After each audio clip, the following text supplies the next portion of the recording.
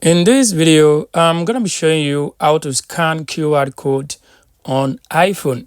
To scan QR code on iPhone, it's very simple to do. The first thing you want to do, you want to have the product you want to scan. So like the QR code you want to scan, you want to have that with you. Then the next thing you want to do, you want to go to the camera section on your iPhone. So let's tap on the camera.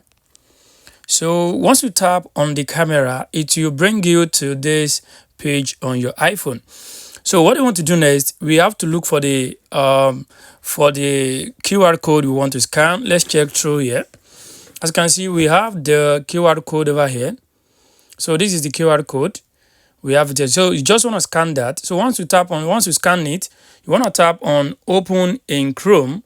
So let's wait for that. You can see open in Chrome. You want to tap open in Chrome.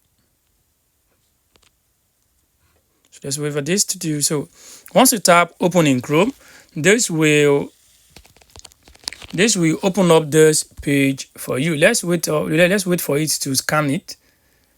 So let's wait for that. As you can see, it has successfully scanned out this product. So guys, this is how you can actually scan any QR code on your iPhone. I hope this video helped you. Thanks for watching.